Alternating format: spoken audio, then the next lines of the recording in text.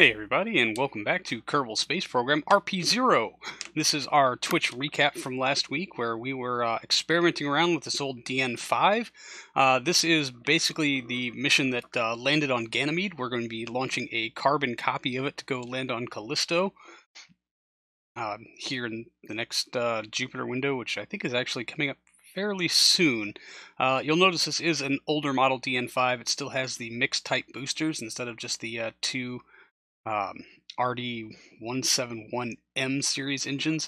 It also has the older upper stage, which is basically derived from the HV upper stage from the RA9.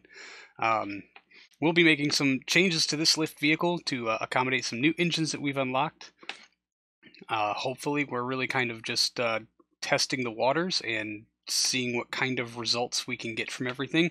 So the very first step is going to be to take the boosters off and then grab our RS-68 engines, our brand new ones here, and compare them to our RS-25s. These engines do have much higher thrust than the RS-25 engines, but a much lower ISP. So in theory, we could go with fewer engines, but we'll still probably need a little more fuel to help push this core stage into orbit. And really the big advantage here of the DN series rockets was the sustainer style core engines that could run the entire way up to orbit. If you'll remember, most of our DN5 and DN6 launches do not require to light the upper stage engine at all to bring their payload into orbit. And that means that entire upper stage can be used for interplanetary transfer, and that's why they are their premier heavy lift vehicles of this space program. An incredibly useful skill set to employ. Anyway, 4 of these engines was not quite giving us the delta V figures we would like. We're going to scrape off a couple of tons by just going with 3 engines and seeing what kind of TWR we can get off the launch pad with just those. This is a sub-1 TWR so far because the boosters are basically responsible for getting it off the pad and allowing the core enough time to burn off a whole lot of fuel so that it can have a positive thrust-to-weight ratio when it comes time for separation. But I think really the lack of ISP of these engines versus the RS-25s they are supposed to be replacing might be their downfall. We were doing just a quick update for the chat of upcoming missions and things going on as far as a timeline for the rest of the program. Also some concern on whether or not these engines were quite on straight. I don't think that they are.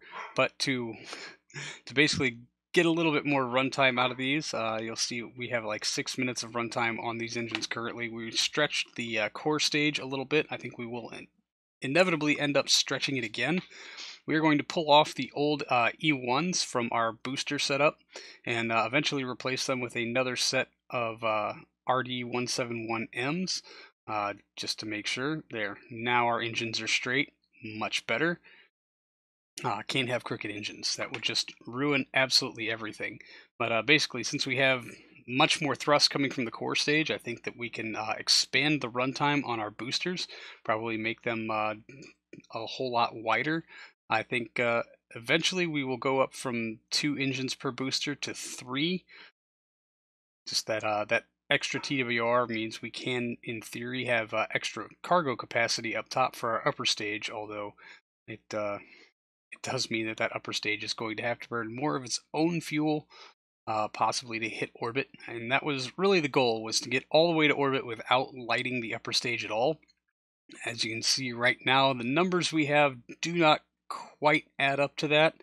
We'll be making sure our fuel mixtures are correct, and then double checking our numbers again.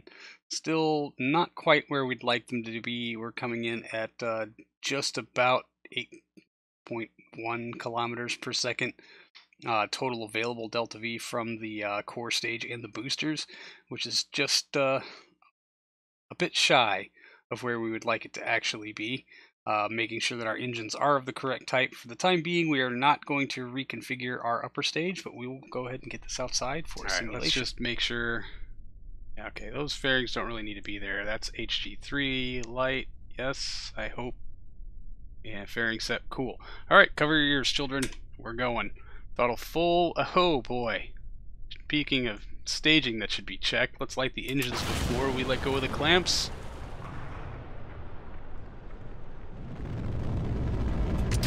That looks like a good light.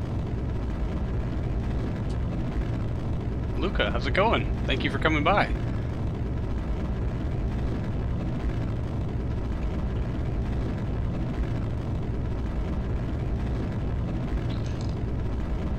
Four RS-68s and a cheaper tank versus 3 RS-68s and a more expensive tank, which should be overall cheaper for the same mass to Delta V.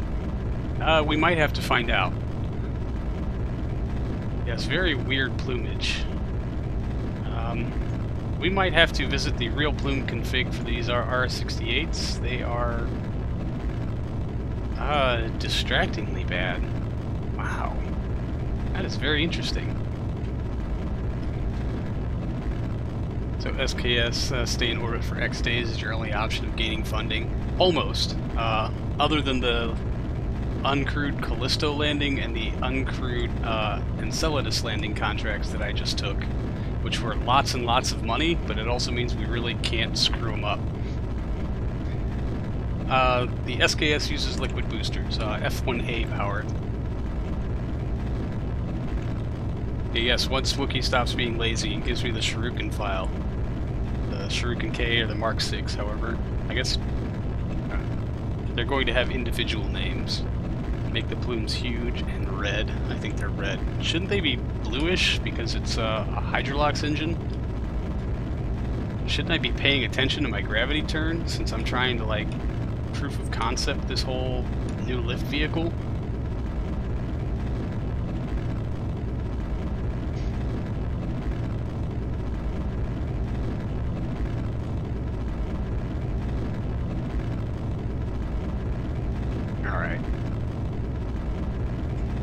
Because of the ablative cooling. Oh, interesting.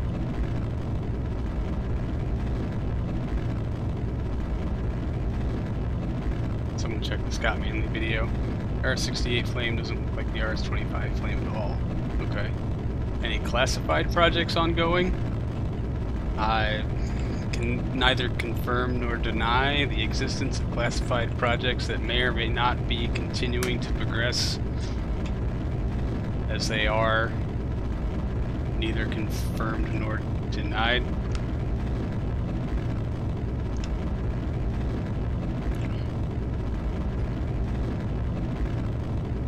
Oh man, I am way off point with this gravity turn.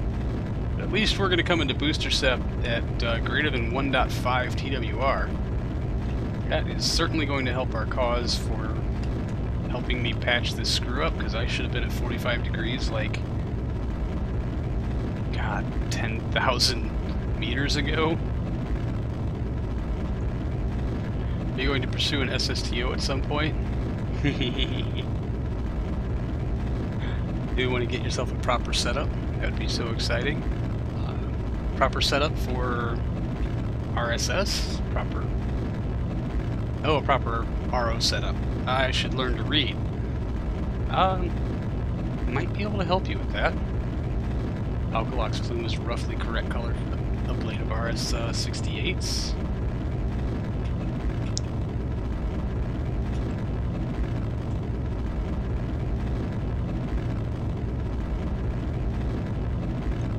I'm slightly disappointed this rocket didn't set itself on fire.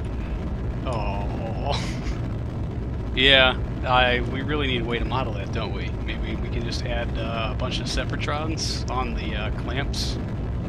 I'm way off. And yeah, we're probably going to be... Oh no, we still got an extra kilometer per second left before booster sep. We should be here by now, and we're not. We're like 20 degrees off, so I really did a number on this here ascent.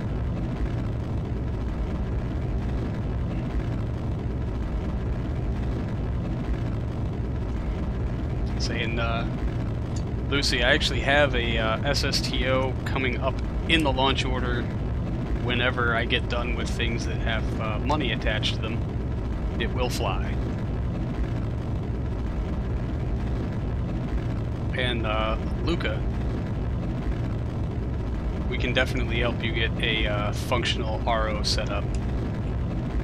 They are so much fun, and I highly, highly recommend it.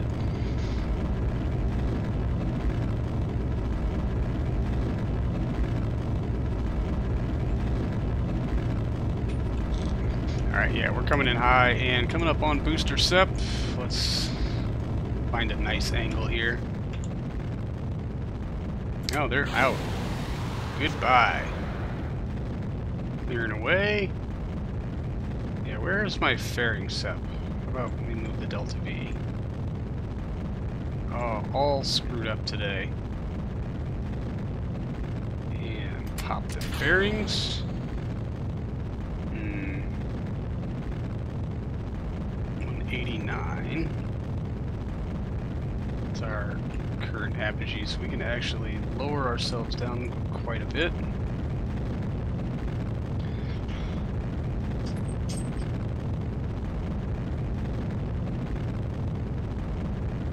Is KSP more GPU or CPU intensive? Absolutely CPU intensive. Trying a Linux install on your Mac in case that happens to have memory management. Interesting. 16 gig of memory enough for OBS, audio work, programming editor, and KSP with RO. I am running this on 16 gigs of RAM currently.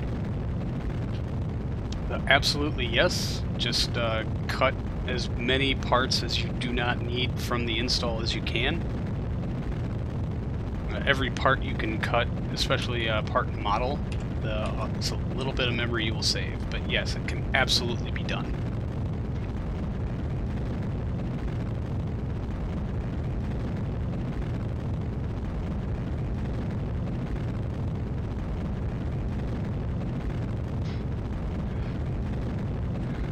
CPU, I have an i7 7700K running at about 4.8 gigahertz. Yeah, I would say 16 gigs is a good minimum. That's my next planned PC upgrade, is to jump up to 32, but oh god, RAM prices are murder.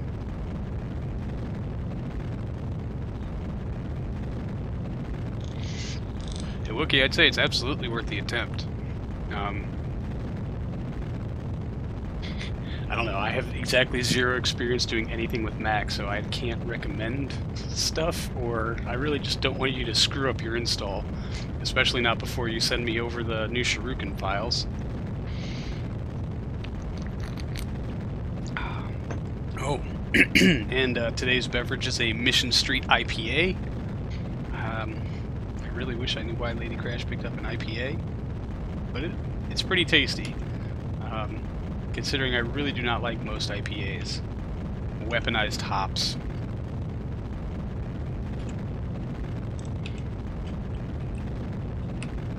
So we should absolutely have roll control. Alright,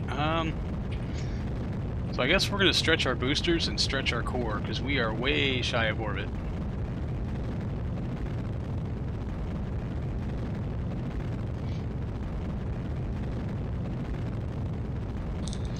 Human person, you're practically building a new PC at that point. But yeah, the 980 will hold you out for a couple more years at least. FX 9590 at 4.7 and 16 gigs? Yes.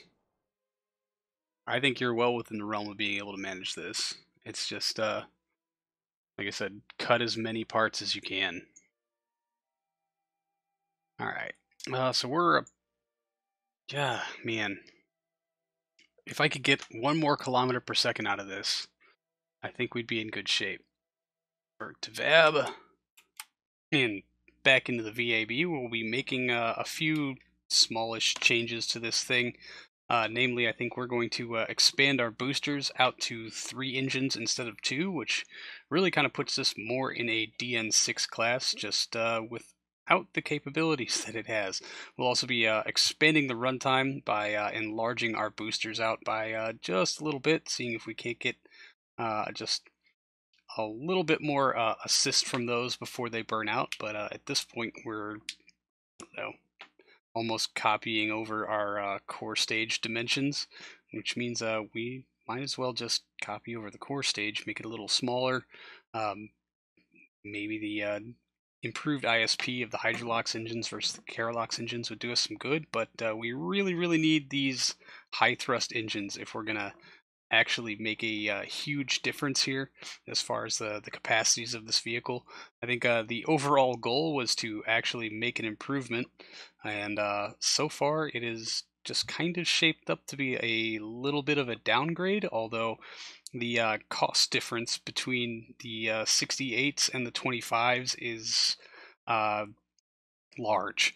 I think the 68s cost a little more than half per unit than the RS-25s they are replacing. So while this is a much more economical launcher, it is not quite a as capable of a launcher, which does make me a little bit sad. I was hoping that we had some room for improvements, but that has yet to be seen. Here's our last try at expanding the boosters and getting a little more runtime out of them while maintaining a positive TWR for liftoff. So let's get it outside and take it for a spin. All right. Close. Oh boy. Yeah, 1.07 leaves us way too low for way too long. So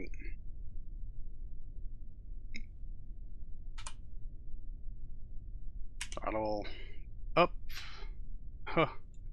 Oh boy. Good catch. Good catch, chat. Ignition. Get a graphene ring. Tweak scale it up to billion%. Carefully place it around the planet. Yes. Really need to do homework, but I'm really invested right now. I am dodging doing homework as well. Welcome to the club.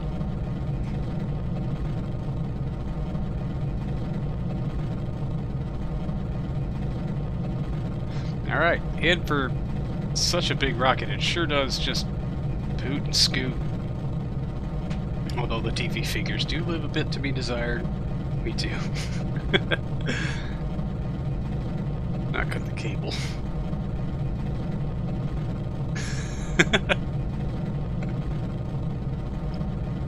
Who else is dodging doing homework by messing about on the internets today?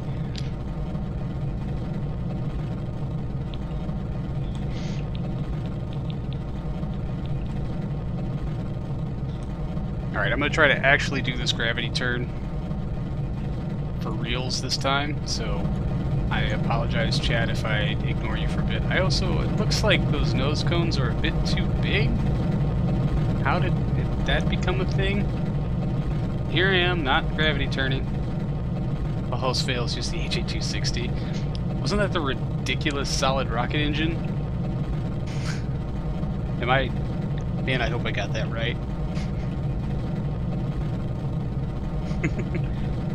Space elevator using the ladder and launch from geostationary orbit. Exactly. It's our only option, and it's entirely realistic.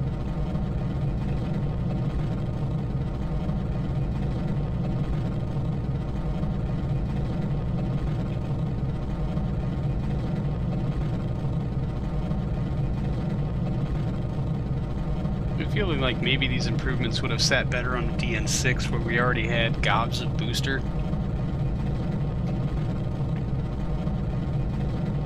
Maybe we should just be doing RS-68 boosters, because why the hell not? HA260 strap-on boosters. It's made for the Nova rocket, and it'll serve you well here. If only I had invested any tech into researching solid rocket engines. Oh, if only, if only. My hubris!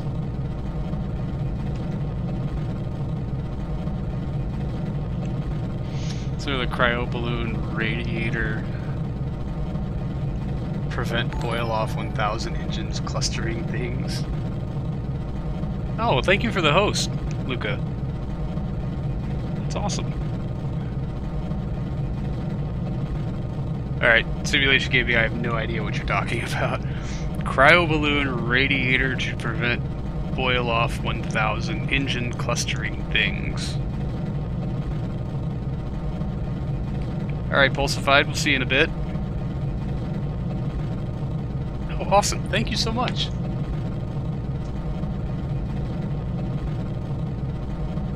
Woohoo!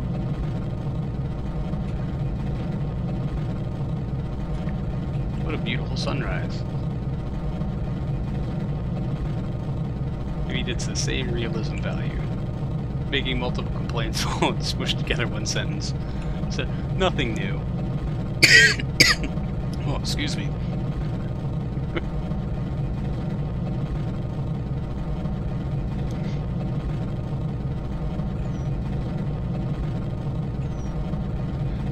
Alright. Gravity turn that I was supposed to be paying attention to. Also today I discovered that using wax paper in the oven is a bad idea. It is? I do that like all the time. Or is it parchment paper? Is there a difference? I'm going to make a rocket with a scramjet stage. Viability of it. Well, if you have a really short run first stage that kicks you up to Mach 3, Mach 4, and you're still relatively low, I think it could be viable, and I'm not... Yeah, I need to be down here, like a long time ago down here. Streaming is so hard. I was smoking and smelling like candles. Mr. Sepp, thanks for the warning. 4K DV left, well, roughly we're 3. So, slim chance. I think if flown well with this exact tonnage, this makes sense to go to orbit. Except, please clear the expanded lower stage. Thank you. Excellent.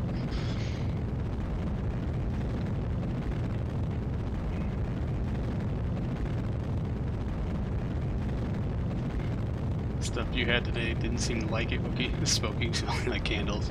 I don't know, is it one of those things where it has like one side that you're supposed to face up and the other side down? Did you have it on a tray or a pan or something?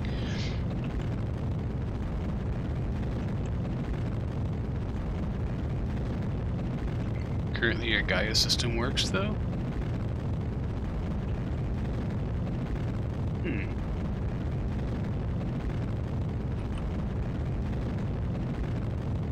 Wookie, did you save any of your Wookie cookies?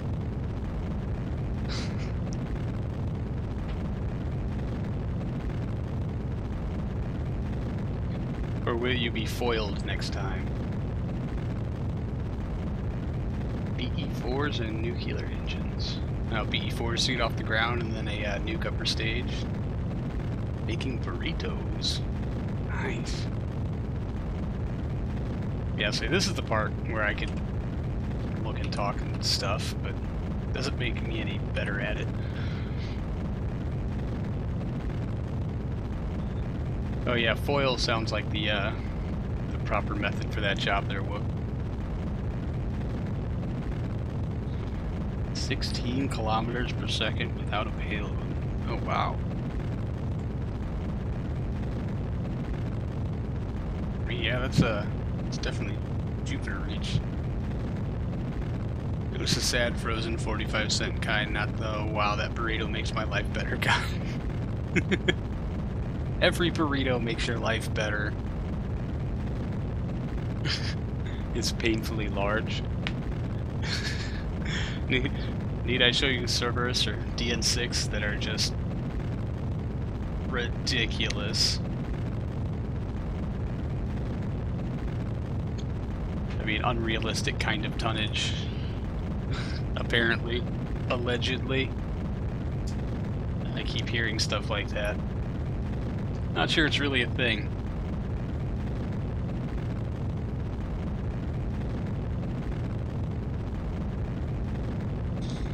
We're gonna make the nuclear stage into a reusable and expandable space tug. So what's this thing's target position in your lineup? Really just like an update for the DN5. Because the DN5 is kind of like this weird middle child now. Anything that it can do, the DN6 can do better. But there's like this gap between the DN2 and the DN5.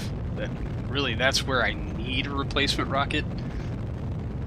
But I would like the DN5 capability, but a lot cheaper price tag, so I can do some of these direct flight deep solar system missions. Oh, time to apoapsis is very, very close to now. So yeah, there's a lot of things I would like to do at like Jupiter and Saturn. The DN Pi. Fair enough. Any 1,000 rockets in the fleet yet? Any? What do you mean by any 1,000 rockets? DN2 replacement. So yeah, I don't know. The DN2 is really kind of being outclassed by everything. It used to, like, its primary goal was supply runs to the moon, but now that the supply pods are bigger, 1,000 tons to LEO, not officially. I need to recheck the figures on Human Person's rocket.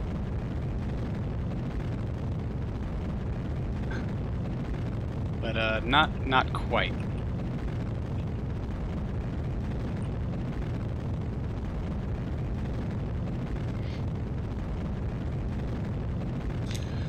Can handle 150 to 200 tons to low Earth orbit, though. I mean, really, that's... There's so much use in that range. It is really, really amazing.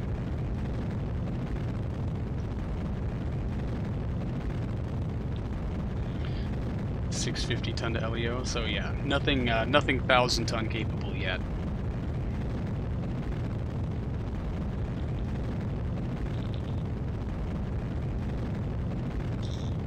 Why am I not using high energy transfers for ultra direct-ish missions? I'm not really sure how to do a high energy transfer. I mean, is that just like burn real fast where you want to be?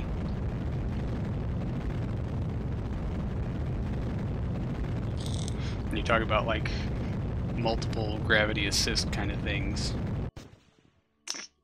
Still just a bit shy.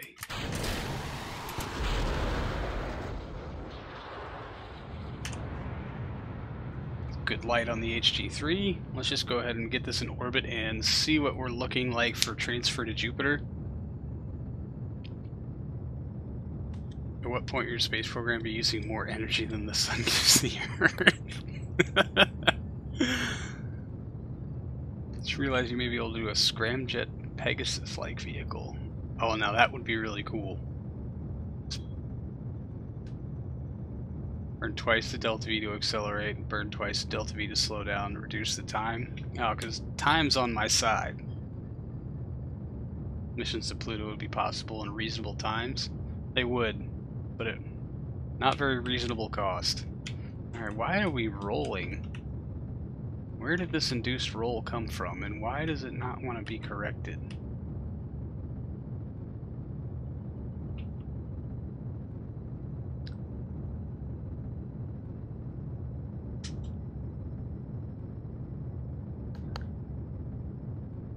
One second, everyone.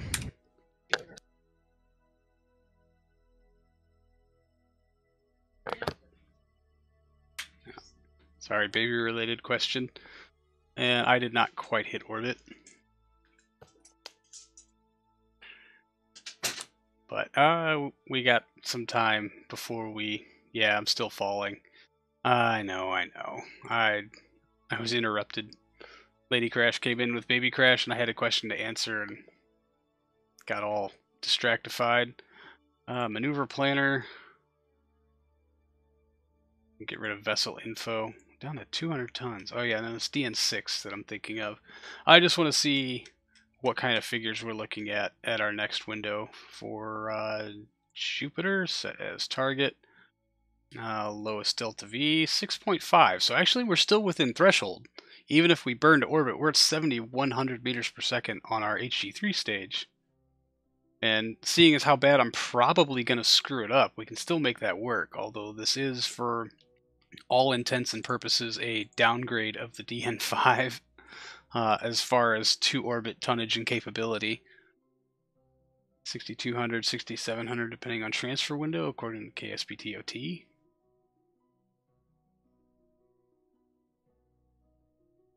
The new Mega Lifter with the 37.6 designation does 1,200 tons to LEO. Jesus. Well, that's a thing. Yeah. There will be missions that require that sort of ridiculous tonnage. But alright, revert flight, VEB. Well, jumping back into the VAB, we'll kind of put this lift vehicle aside. I think it could be made into something viable, it's just not yet. Taking a look at our new avionics core, this little 10, well, this thing can control 10 tons. It itself masses about half a ton, which I thought it was going to be a whole lot smaller than it actually was. And it does not have the internal fuel capacities like we would like. Now, this is the setup we used for the Ganymede lander, which weighs about a third of a ton or so, and can control only 1.6 tons, but for the Delta V figures we're able to get out of it and staying under our tonnage limit, it is a far more profitable endeavor. So I figured we're going to try to slap something together for our Enceladus mission, because our Saturn window is very, very quickly approaching. And, well, what ended up happening is, because it was configured so similarly, it basically comes out being a near carbon copy of our Ganymede lander. And if that's the case, why build a new system when we have a pretty good system that really just needs roll control, and for the Kraken not to divert it to Mars?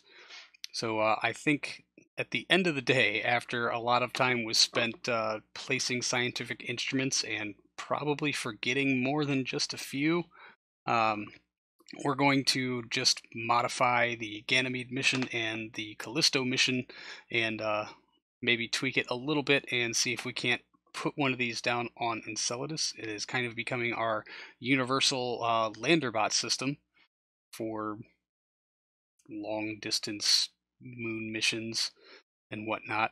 So I did try to spend a little time balancing things here or there, but ultimately realized that I forgot things like RTGs and other stuff like that. We'll try to get them placed on later. Not that any of it's going to matter. That's why this is sped up so heavily, is because we're probably not going to deploy this thing as you're seeing it being built. We're going to modify an existing design. Now, one thing I did want to take a look at a little later here in the build-episode was the viability of nuclear thermal rockets as a replacement for the B upper stage that we've been using for pretty much all of our deep space missions.